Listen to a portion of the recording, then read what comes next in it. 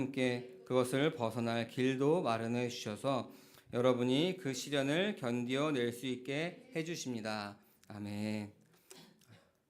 우리 서 있다고 생각했으나 하고 뒤에 말이 또 있는데 여러분 그거는 말씀 끝나고 여러분이 한번 각자 어떤지 한번 생각했으면 좋겠습니다. 서 있다고 생각했으나 라는 제목으로 우리 함께 말씀을 나누고자 합니다. 우리 옆 사람과 먼저 인사하겠습니다. 우리 함께 예배함이 기쁨입니다. 네, 함께 예배함이 기쁨입니다. 네. 오늘따라 더 이제 성도님들이 더 풍성하게 앉아 계신 것 같은 느낌이 듭니다. 사랑하는 성도 여러분, 오늘 본문 가운데 사도 바울이 인용했던 말씀들이 있습니다. 바로 출애굽기에 나와 있는 말씀들입니다. 여러분, 우리가 출애굽기를 읽다 보면은 이스라엘 백성들이 홍해를 건넌 직후에 부르는 찬양들이 있습니다. 그 찬양이 뭐였냐면은 막 뒤쫓아오던 애굽의 군대가 수장되었다. 그리고 자신은 마른 땅을 건넜다 하는 내용의 찬양입니다. 여러분 한번 생각해 보십시오. 그 조상, 그 아버지의 할아버지 한 400년간을 그 애굽에서 종노릇했습니다.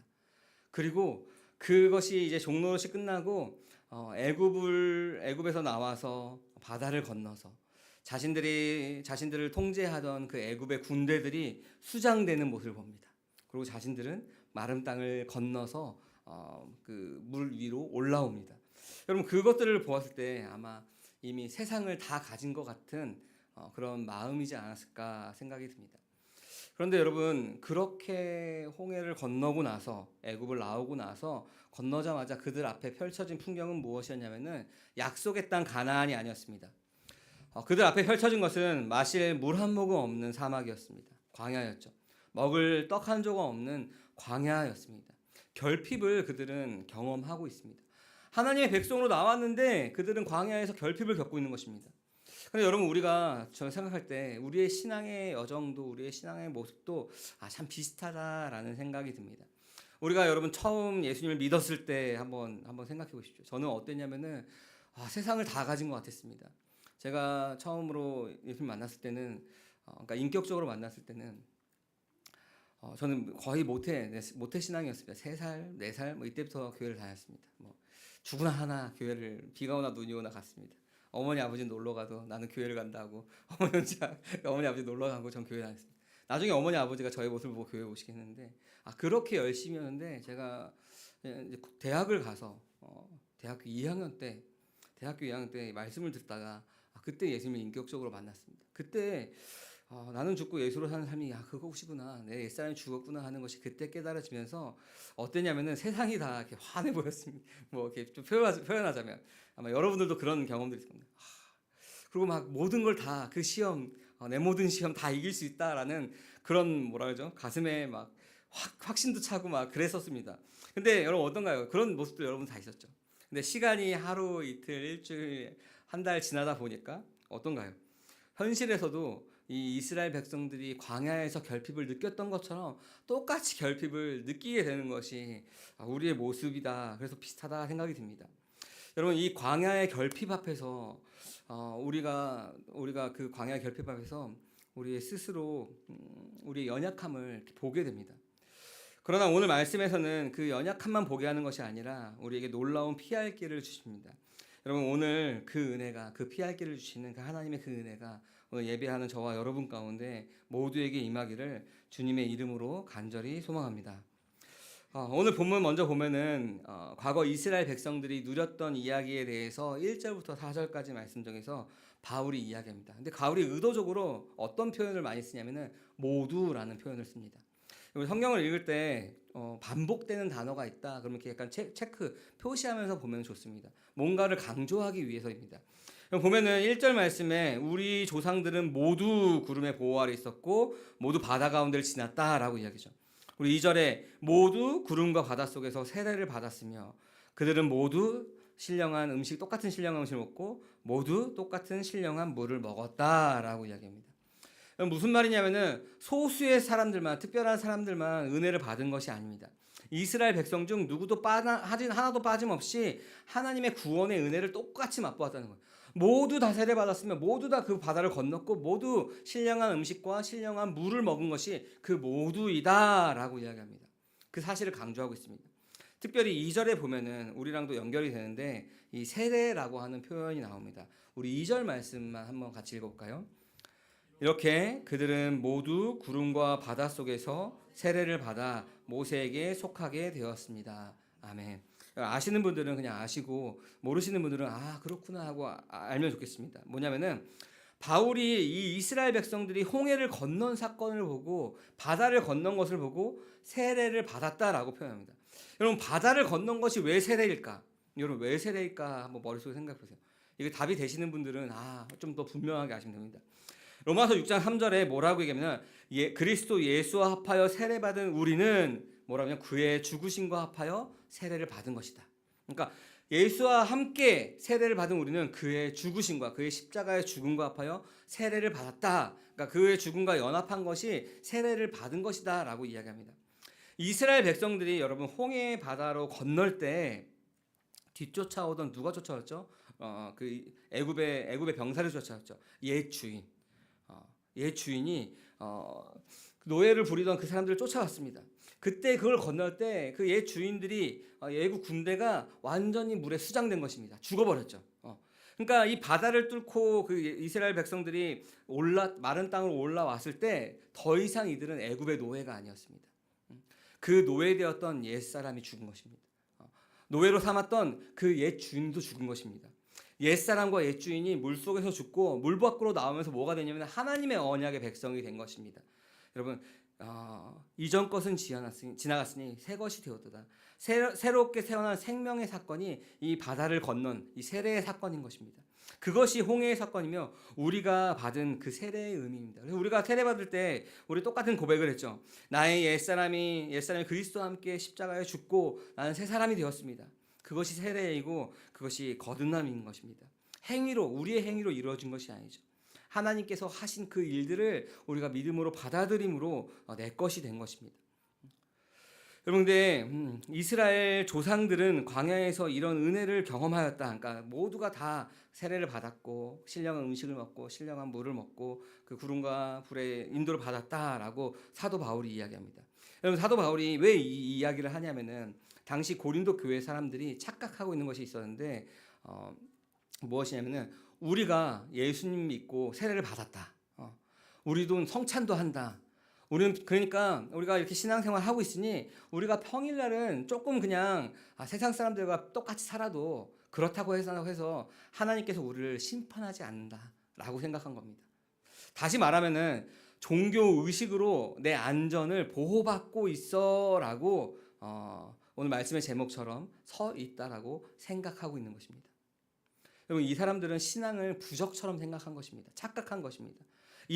여러분, 이런 것들이 이런 종교적인 행위들이 매일의 삶에서 우리가 말씀에 순종하는 것들을 대신해 줄 것이다라고 하나님을 기만한 것입니다. 그런데 여러분, 이 고린도 교회 교인들뿐만 아니라 오늘날 우리라고 여러분 다를까요? 여러분, 우리 안에도 고린도 교회 교인들과 같은 그런 하나님을 기만하는 모습이 있습니다. 말씀을 준비하면서 내 안에도 그게 참 많구나라는 것을 느꼈습니다. 여러분, 종교적인 행위를 하니 하나님께서 내 뒤를 봐줄 거야. 나를 든든하게 지켜줄 거야. 뭐가 전제되는 거죠? 내 종교적인 행위가 전제가 되는 것입니다. 하나님을 믿지 않은 사람들과 똑같이 탐욕과 그 세상 사람들과 같은 가치관을 가지고 살아가면서 몇 가지 안 되는 종교의식을 가지고 내 영혼이 안전할 것이다라고 위안을 삼고 있다면은 우리 역시 그런 마음이라면은 고린도 교회 교인과 다를 바가 없다는 것입니다. 서 있다라고 착각하며 생각하고 있는 것입니다. 그래서 여러분, 이제 4절 말씀 이후에 본문 5절 말씀에서 그 이스라엘 백성들이 모두가 함께 누렸던 그 특권을 가지고 있던 이스라엘 백성들이 어떤 결말을 맞이하게 되는지 5절 말씀에서 이렇게 이야기합니다. 우리 같이 한번 읽겠습니다. 그러나 그들의 대다수를 하나님께서는 좋아하지 않으셨습니다. 그들은 광야에서 멸망하고 말았습니다. 아멘. 여러분, 모두가 다 세례받고 모두가 다 신령한 음식을 먹고 모두가 다 신령한 물을 먹고 했는데 5절 말씀 뭐죠? 그러나 그들의 대다수를 하나님께서 좋아하지 않으셨다. 여러분, 모두가 다 멸망했다는데 여호수아와 갈렙과 그때 미성년자였던 사람들 빼놓고는 모세조차도 가나안 땅에 들어가지 못했습니다. 여러분 근데 이 대다수가 멸망했다라고 하면서 6절 이하에서 그 멸망의 원인에 대해서 이야기하는데 네 가지를 이야기합니다. 우상 숭배, 그러니까 6절 이하의 말씀들을 쭉 보면은 우상 숭배, 간음, 그다음에 주를 시험하는 것, 그리고 불평하는 것, 원망하는 것, 이 네 가지를 이야기합니다. 사도 바울이 많은 죄의 열매들 중에서 이 네 가지를 꼭 집어서 이야기합니다. 우상 숭배했다, 주를 시험한다, 그리고 너희가 불평한다, 간음하였다. 왜냐하면은 그 당시에 고린도 교회 교인들의 상황 때문에 그렇습니다. 여러분 고린도 교회는 어떤 도시라고 했죠? 상업이 발달된 도시입니다. 항구가 몇 개 있다고요? 2개. 그 조그만 도시에 항구가 2개가 있습니다. 그 항구와 항구 사이는 육로로 배를 옮겨갈 수 있는 육로도 있었습니다. 그러니까 얼마나 상업으로 발달된 도시였을까? 얼마나 그 안에 무역상들이 많았을까? 우리가 상상할 수 있죠. 그 지역 안에 그래서인지 아프로디테를 비롯한 여러 이방 신전들이 가득한 곳이 그 고린도 교회였습니다. 왜냐면 그들도 상업하러 와서 자신의 신들에게 예배를 해야 되니까 제사를 지내야 되니까 그 신전들이 참 많았습니다. 그런데 문제는 뭐였냐면은 고린도 교회 교인들이 자신이 상업을 하기 위해서 혹은 인맥을 유지하기 위해서 이 이방 신전에서 열리는 그 연회에 참석을 하는 것입니다. 그것이 우상 숭배라는 것입니다. 목사님 그 연애에 참여하는 게 우상 숭배라니 좀 너무한 거 아닙니까? 여러분 생각할 수 있는데 여러분 그 연애에 참석을 하면 뭐가 나오면 술과 고기가 나오죠. 신들에게 바쳤던 우상 신들에게 바쳤던 술과 고기가 나옵니다. 그리고 그 신전 안에는 여러 신들이 있지만 창기들도 있었고 그 음행으로 이어지는 것이 너무나 자연스러운 분위기였습니다. 자연스러운 것이었어요. 그러니까 이방 연회에 참석하였다라고 하면은 그 모든 것들을 그냥 누린 것입니다. 그렇게 해야 자신의 사업도 유지하고 자신의 일도 유지하고 자신의 인맥도 유지할 수 있으니까 그냥 자연스럽게 그렇게 한 것입니다. 그래서 그 문화가 그 안에 교회 안으로 그냥 자연스럽게 흘러 들어왔고 그래서 그들은 어떤 마음을 가졌으면은 우리가 은혜 받았으니 우리가 구원 받았으니 이런 연회에 참석해도 괜찮다. 살아가야 되니까 어쩔 수 없다. 여러분 초대교회 당시 가장 유명한 이단이 뭐라 그랬죠? 영지주의, 그노시스라고 했습니다. 이 영지주의가 했던 말이 여러분 계속 반복하니까 아실 텐데 가장 중요한 그 영지주의에서 얘기하는 중요한 이야기가 뭐냐면은 육은 무익하고 우리의 영혼은 거룩하다. 그러니까 뭐가 되냐면은 우리의 영혼이 거듭났으니 우리의 육은 마음대로 살아도 된다. 죄를 지어도 된다. 어차피 거듭났으니까. 그게 영지주의의 사상이었어요. 그러면은 바른 복음을 받아들인 사람들도 삶을 살아가려면은 이 결핍 가운데 살아가려면은 자연스럽게 저 말도 맞는 것 같아 하면서 자연스럽게 흘러가는 거죠. 그리고 그 공동체 안에서 그 이야기를 정당화하는 것입니다. 여러분 이런 곳에 참석해도 안전하다. 나는 괜찮아라고 하는 것이 그들의 교만인 것이죠. 여러분 그런 모습으로 주님을 시험했기 때문에 사도 바울은 출애굽의 이야기를 하면서 그 이야기를 하는 겁니다. 바울이 이것을 경고하자 바울이 간섭하자 불평하며 원망했기 때문에 그 원망에 대한 이야기를 했습니다. 여러분 우리도 그렇지 않습니까? 목사님 어쩔 수 없습니다. 우리가 그냥 동떨어져서 아미시 공동체처럼 우리끼리 공동체를 이루고 우리끼리 자족하며 살면은 그러지 않을 수 있는데 우리가 살아가려고 하니 어쩔 수 없는 거 아닙니까? 그렇게 심하게 말합니까? 굶어 죽으란 얘기입니까? 제가 좀 심하게 얘기했지만 여러분 그런 마음이 우리 안에 있다는 거예요. 그렇다면 우리도 그런 고린도 교회의 모습과 다르지 않다는 것입니다. 바울이 6절 말씀에서 이 출애굽기의 이야기가 그 이스라엘 백성들이 광야를 나와서 음행하고 우상 숭배하고 불평하고 간음했던 그 모습이 우리에게 본보기가 되었다라고 이야기죠. 그 1세기의 고린도 교회 교인들에게 본보기가 되었다는 것입니다. 그리고 여러분 그 모습이 고린도 교회의 넘어짐과 이스라엘 백성들이 넘어짐과 같은 지점이 있다라고 이야기합니다. 그런데 여러분 그때뿐만이 아니라 이 사도 바울이 이야기는 이 네 가지 죄들 우상 숭배, 간음, 주를 시험한 불평, 원망 이것이 여러분 우리 오늘날은 이제 없을까요? 여전히 있는 것이죠. 왜 여전히 있냐? 사도 바울은 이 네 가지만 이야기했지만 이 네 가지 죄들이 만들어진 죄의 뿌리가 뭐냐면은 6절 하반절에 악을 탐내는 것이다라고 이야기합니다. 탐욕에 대한 이야기합니다. 단순한 내가 뭘 더 갖고 싶다 하는 욕구가 아니라 탐욕입니다. 탐욕. 로마서 7장 8절에서는 뭐라고 이야기하냐면 죄는 이 계명, 율법을 통하여 틈타서 내 속에 온갖 탐욕을 일으켰다라고 합니다. 그 죄가 내 속에서 이 탐욕을 막 일으키는 겁니다. 이 탐욕이 일어나면서 우상숭배한 겁니다. 탐욕이 일어나서 간행한 겁니다. 탐욕이 일어나서 주님을 시험하는 것입니다. 탐욕이 일어나니까 지금 이 상황이 하나님께서 나에게 주시는 시련들이 불평, 원망이 생겨나는 것입니다. 그럼 우리가 흔히 죄라고 하면은 겉으로 드러나는 것이 죄라고 생각합니다. 근데 우리 교인들은, 성도님들은 이제 그것이 아닌 걸 알고 있죠. 죄가 먼저냐, 우리가 죄를 지어서 죄인이냐, 죄인이어서 죄를 짓냐, 너무나 우리가 많이 반복한 말씀이죠. 죄인이어서 죄를 짓는 것입니다. 우리가 드러나기 때문에 죄가 아닙니다. 그래서 우리가 생각해 보면은 내가 저 사람이 너무 미워 해가지고 이렇게 원투펀치를 팍 날리면은 이것은 이제 그 현행법으로 이제 폭행으로 잡혀가죠. 근데 우리가 속으로는 수십 번도 더 막 다리 걸고 막 넘어뜨리고 막 하고 싶은 마음이 생기죠. 근데 그것이 드러나지 않았기 때문에 죄가 아닌 것이 아니라 그런 마음을 갖는 그것도 죄라고 하는 것입니다. 탐욕이라고 하는 겁니다. 탐욕 때문에 그 마음이 나는 것입니다. 그것이 죄이고 그것이 내가 주인 되고자 함이 그 안에서 나타나기 때문에 그런 것입니다. 여러분 19세기의 철학자 포이어 마흐는 뭐라고 말하냐면은 인간은 현실의 결핍을 견디지 못해서 신을 만들어낸다. 그러니까 이 결핍을 해결하기 위해서 신을 만들어내는 것이 인간이다라는 것입니다. 오늘 말씀에서도 이스라엘 백성들이 춤추고 막 했던 것들 뭘 만들어 그랬죠? 금송아지를 만들어서 그랬죠.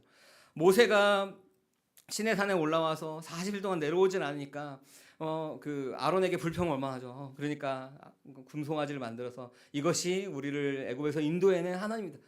야, 어떻게 뭐 1년도 안 지났는데 이것이 하나님이다 하면서 금송아지를 만듭니다.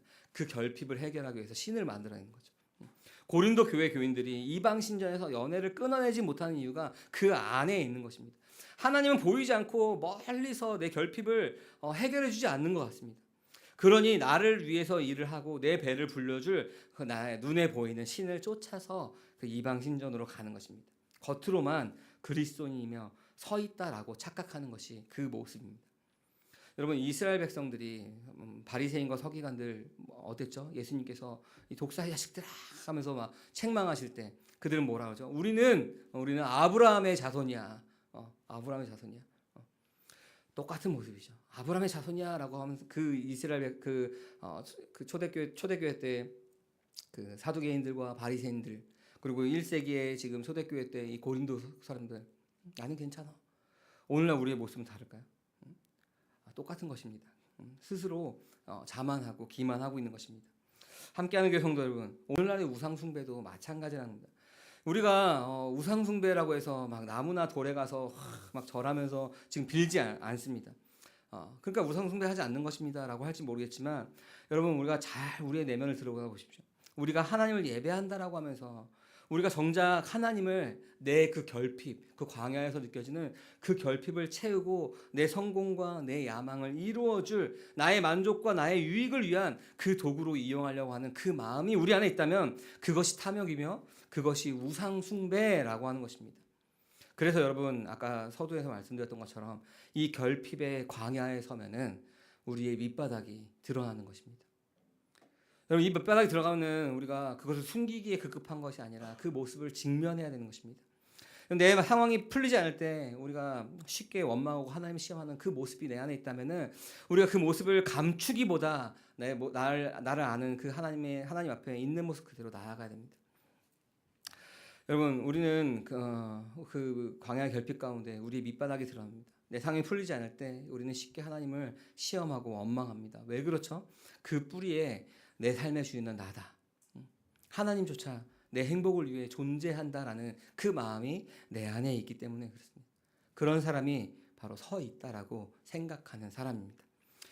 함께하는 교회 성도 여러분, 그러면 이 육체의 정욕, 안목의 정욕, 이 이생의 자랑, 이런 것들, 이 탐욕은 여러분 어떻게 없앨 수 있을까?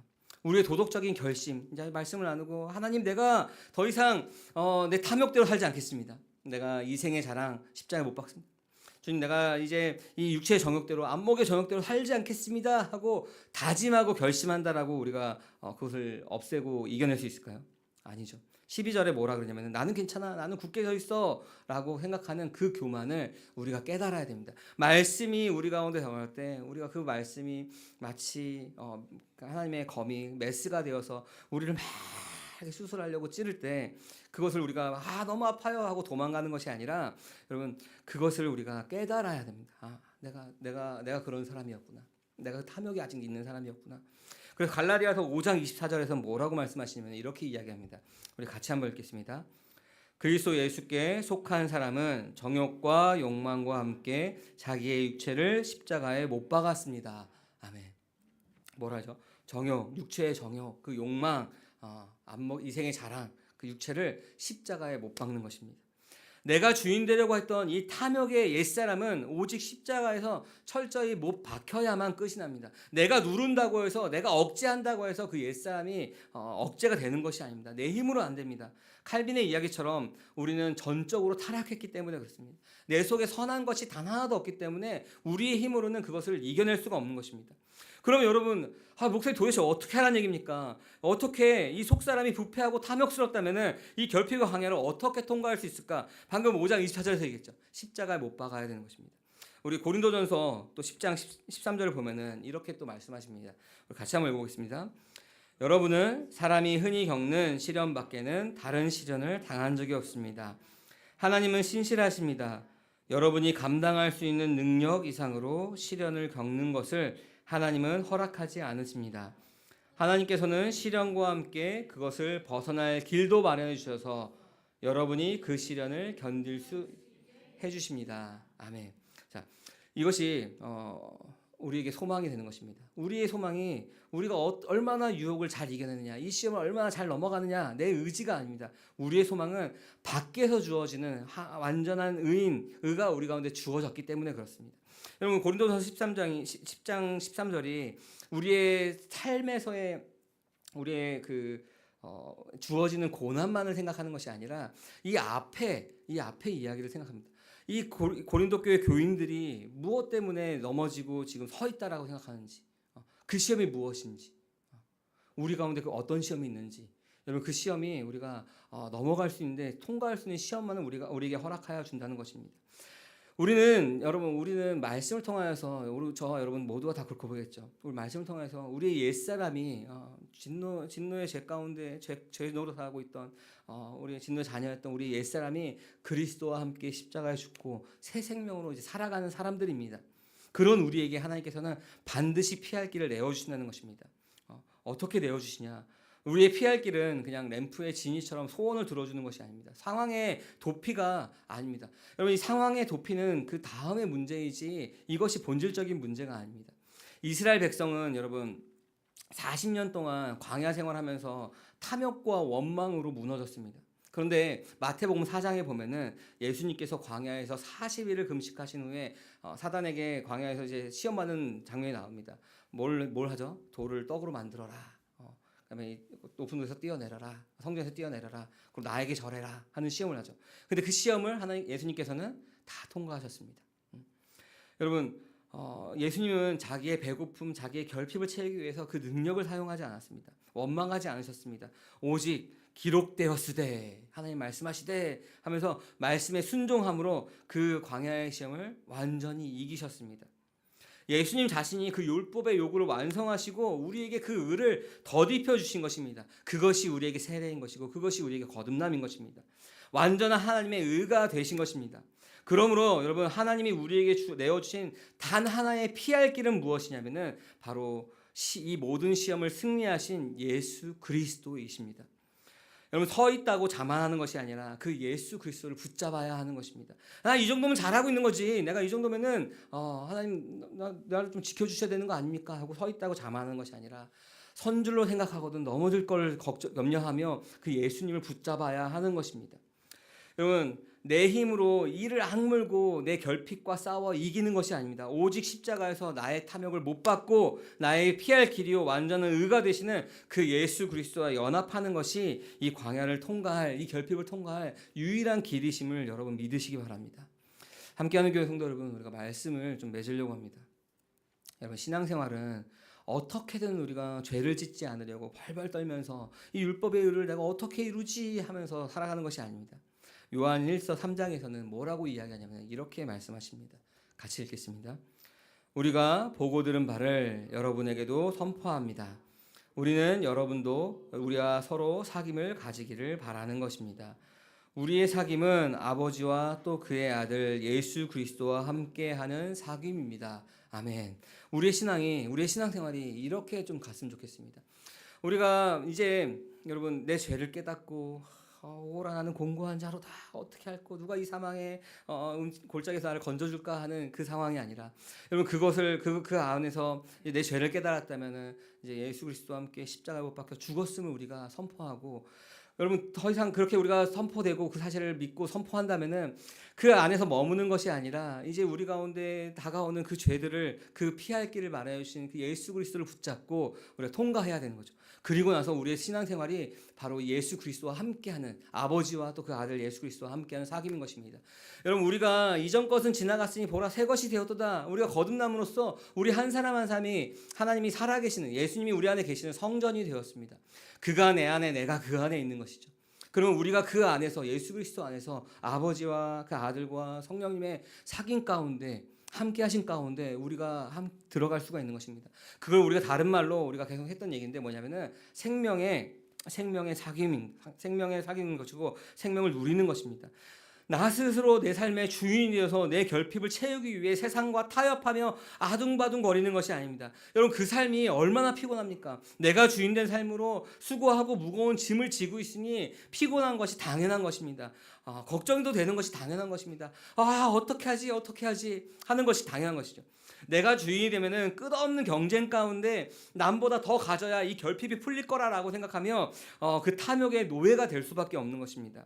여러분 이 탐욕을 그리스도와 함께 십자가에 못 박았음을 여러분 믿으시기 바랍니다.